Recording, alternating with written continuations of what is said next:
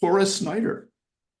Cora is a senior researcher at the Pacific Institute, a global nonprofit research organization headquartered in Oakland with a mission to create and advance solutions to the world's most pressing water challenges. There she leads projects on corporate water, stewardship, urban water efficiency, on-site water reuse, and public water policy, focusing on the Western US states and even with some projects in the LA basin. So anyway, take it away, Cora. Great. Thanks so much, Dennis, and thanks everyone for joining. Can I share my screen? Yes, you can. There's a green button just for you. Oh, but where is it? Let's see. Oh, there it is. All right.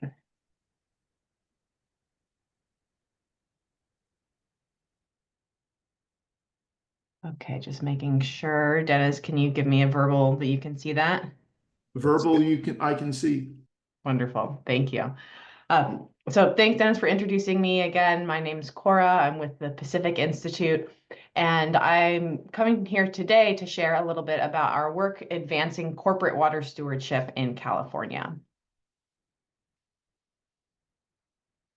So I'll just start with a little bit of background about the Pacific Institute in case you're not familiar with us. We're a global nonprofit water research organization, and our mission is to create and advance solutions to the world's most pressing water challenges with the vision that you see here on the screen, which is a world in which society, the economy, and the environment have the water they need to thrive now and into the future. We are headquartered in Oakland, California, as Dennis mentioned, but a remote first organization now. So I'm based down in Santa Barbara, California, and we have staff all over the world. A little bit more about Pacific Institute's work. We actually just recently released our new strategic plan, which lays out these pillars that you see on the screen, particularly the 4 focus areas I'll call your attention to, which are those water droplets at the top. So water equity, water efficiency and reuse, nature-based solutions, and corporate water stewardship. And if I can, I was going to try and, here we go, put that strategic plan in the chat in case anyone's curious to look more into it. So now coming to the topic of corporate water stewardship and the business role in water. So leading companies are increasingly taking action on water and setting water stewardship targets in line with the same way that they're setting targets on carbon neutrality, on waste, on biodiversity. And these commitments tend to be similar to the carbon offsets in that it's a kind of water footprint offset approach, but because water is such a local resource, focused on the watershed or basin from which those companies are drawing. And corporate water stewardship actions take place kind of across a company's operations in their supply chains, but also out in what they call beyond the fence line in the watersheds and communities where they're located. And increasingly, leading companies are also taking action not just individually, but in groups of companies and in partnerships with NGOs and public sector organizations. So the Pacific Institute's role in this is that we are the co-secretariat of the CEO Water Mandate. And the CEO Water Mandate is a water stewardship commitment platform that's housed within the United Nations Global Compact. So the UN Global Compact is the world's largest corporate responsibility initiative. It has over 18,000 member companies and was established in 2000. The CEO Water Mandate came around in 2007, and the Pacific Institute became the secretary of that program shortly thereafter. And we now have over 400 endorsing companies within the CEO Water Mandate. Then in 2020, the most recent development is that we launched a leadership platform within the CEO Water Mandate called the Water Resilience Coalition. And so this is for companies that are really on the forefront of water stewardship and wanting to push the envelope and ambition for business action on water. So diving in a little bit more to the Water Resilience Coalition, it's a CEO-led initiative aiming to preserve the world's freshwater resources through collective action. And specifically, we've identified 100 water basins worldwide in which we are prioritizing our effort and attention to advance collective action on water. And associated with that collective action ambition are the targets that you see on the right side of the screen to support 3 billion people who are living in those water stress basins, and also supporting water access to at least 300 million people. So the question then is, we've set this really ambitious goal of catalyzing action in 100 water stress basins. Now, how do we go forth and do that? So that's what brings us to California and my work in the Western United States, because California is one of those 100 priority basins. The official basin is the Sacramento San Joaquin River Basin, but given the interconnectedness of California's water systems, we're kind of considering this to be a statewide initiative. So in 2023, we launched our initiative in California and are now taking steps towards those collective action ambitions. So these are the 8 steps that we are following for each of the 100 basins worldwide. And I should note that the Pacific Institute is not leading all 100 basin collaboratives. In most cases, we will be partnering and working with local organizations who will be leading those collaboratives. But because the Pacific Institute is headquartered in California, and because we have decades of experience and expertise in California water issues, we are acting as the basin leader, what we call the PMO for California. So this 8-step process lays out how we move forward on the collaborative model, and that's what I'm working on now in California. I won't read through each of these, but I would say some important ones are the concept of setting a shared basin-wide goal, and then understanding how we take collective action among corporations and NGOs and governments to actually achieve that shared goal. So in 2023, we launched the California Water Resilience Initiative, which came out of this Water Resilience Coalition ambition and is a private sector-led initiative to accelerate collective action across sectors. And importantly, our ambition is aligned with state government goals. This is how the CWRI is currently set up. So it was spearheaded by the company Ecolab, who is a Water Resilience Coalition member at the global level. And then our other basin leader is General Mills. Pacific Institute is playing this project management function. And then the additional organizations on our team are Limnotech, who's our technical advisor for understanding the impacts of our collective actions. And then we also have communication and policy support for that, being able to elevate the profile of the work and also have that intersection and alignment with state government leaders. So I want to talk through a little bit about how we set our shared ambition for California. Here on the screen, I probably don't need to emphasize this to those on this call, understanding the importance of California as an economic and biodiversity hub, and the challenges and risks that we face due to climate change and historical and ongoing challenges with water management. Specifically, for the sake of this initiative, we dove into and leveraged the governor's 2022 water supply strategy. I think I'm forgetting the exact name of it. I have it on the next slide. But the basis for that was the DWR scientists identified that under business as usual and under expected climate change conditions, we'll see a 10% water supply gap in California by 2040. So this is what CWRI has used as the hinge point to say, now, what can corporations do to help close that water supply gap by 2040? So we calculated our ambition, which is 1 million acre-feet per year of water reduced, reused, restored by 2030, and 1.8 million acre-feet per year by 2040. And again, that's based on this water supply strategy document and the contribution of corporations based on their water footprint in California, looking at commercial and industrial water use to help us get to this goal that's now the kind of top line ambition for CWRI.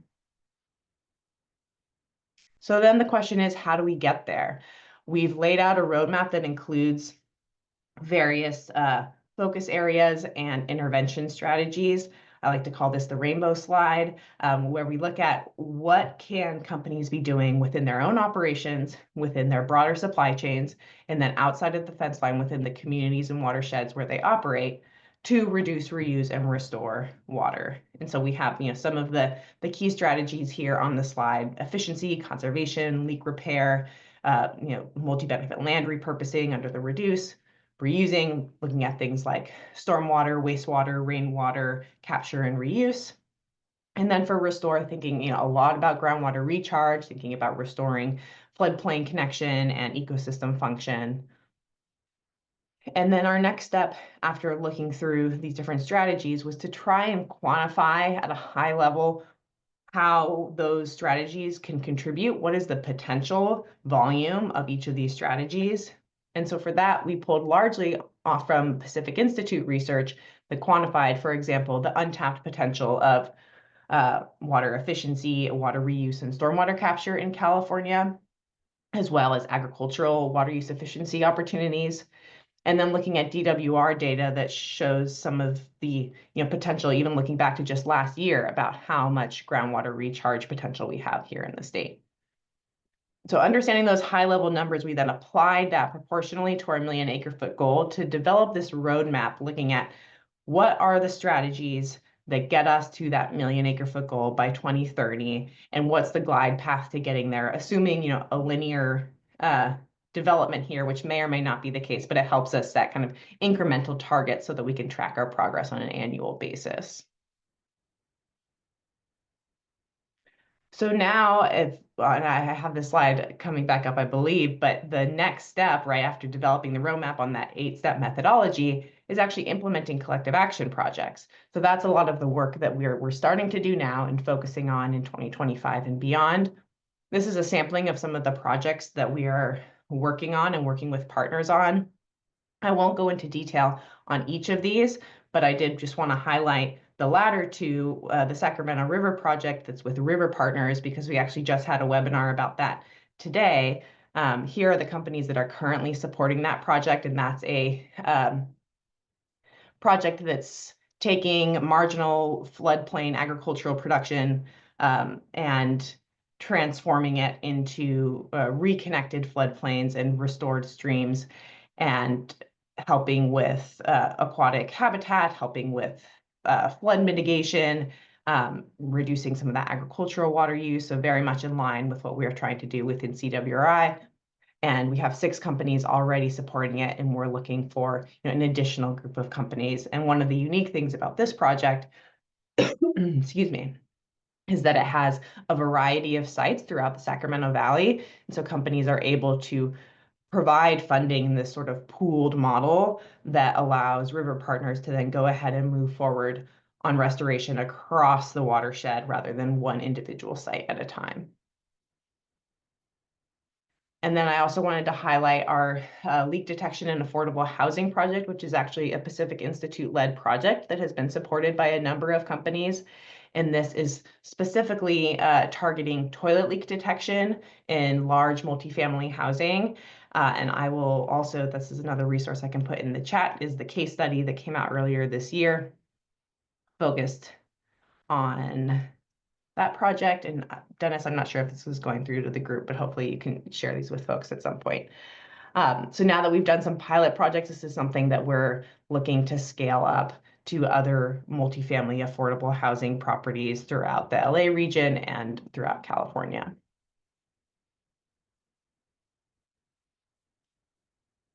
And so finally, I just wanted to share that, another key part of this is bringing folks together across sectors with different types of businesses, with NGOs, and with state leaders to help share insights and approaches to achieving water resilience and figure out how we can better work together. This is something that I've found in my work with both companies and working with governments and water agencies, is that there's usually very clear alignment on the goals, but there's not always awareness of how best to work together or what opportunities there are to actually kind of align and pool resources and ideas. So I think there's still a lot that can be done there to help agencies and state leaders understand that the business community wants to play a positive role in this and figure out how they can best work together. So coming back to this 8 steps for developing the basin collaboratives, as I mentioned, we're just getting started on implementing these projects and want to continue to develop and scale up more innovative projects that companies can support. And then another focus for next year will certainly be measuring and reporting progress and figuring out, what's that impact measurement system that we use to share out our progress towards the ambitious target that we've set. So that's it for me. Thanks for your time, and I'd be happy to answer any questions.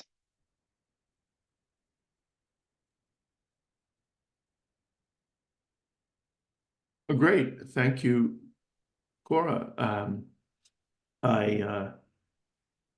Let's see, you got me in mid chat, but I will try these links that you put up. We'll try to incorporate in the description in the posting to YouTube.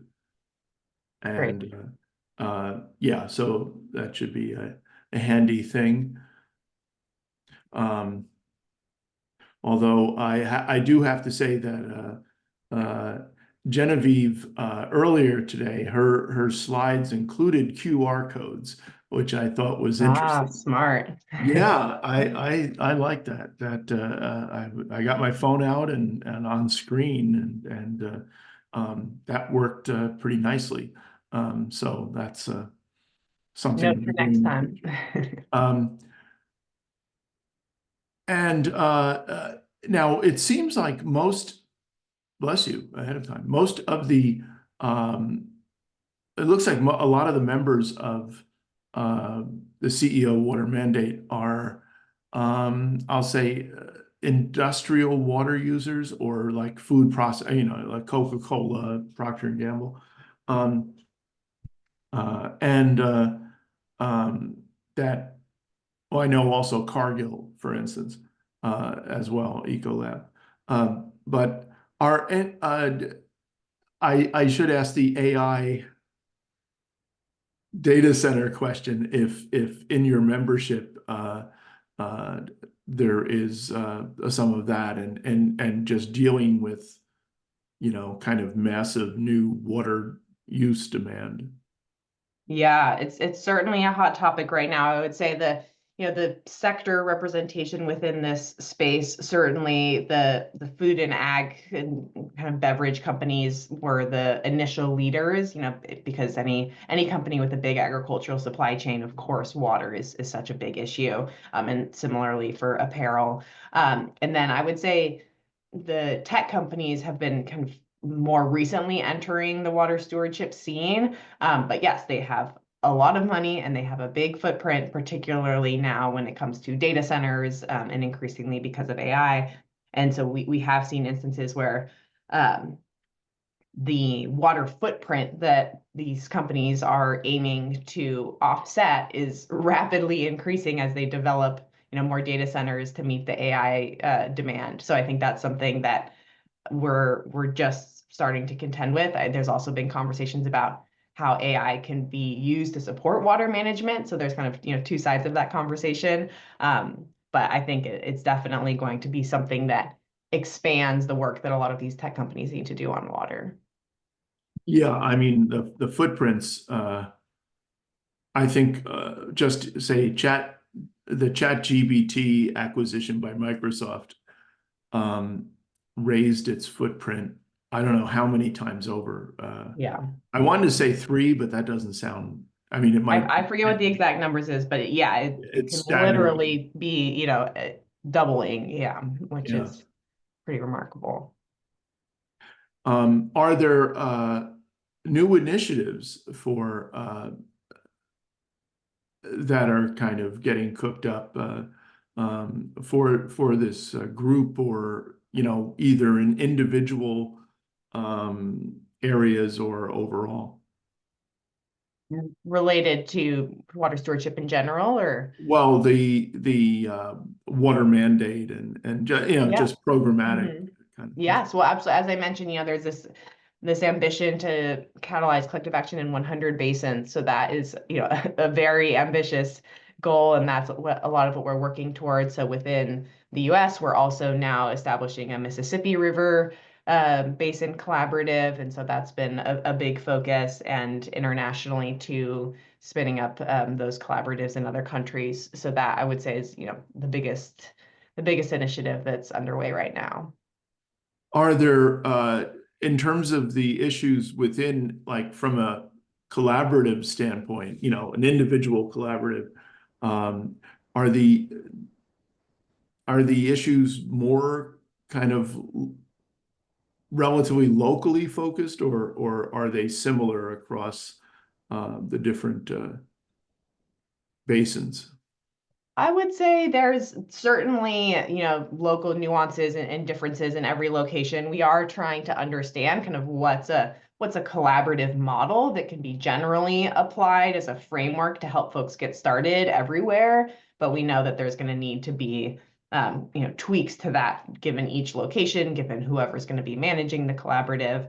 But we are trying to establish some of those kind of standardized templates and frameworks that help folks get started. Well, thank you. It's always good to hear from you, and what you've been working on, and obviously this is is a very large scale, initiative, obviously worldwide, and hopefully will continue on through all the domestic turbulence that we have here, but it is a worldwide initiative, and hopefully, and there have been, I guess, early indications too, just even on the broad corporate front. There seemed to be a rejection of, for instance, trying to do mileage standards with automakers and stuff. The automakers really complain because it screws up their planning, their long range planning and stuff. They don't want. So hopefully the long range planning will continue this kind of water conservation measures and technologies, hopefully, that can be applied more generally. So yeah, thanks for coming on.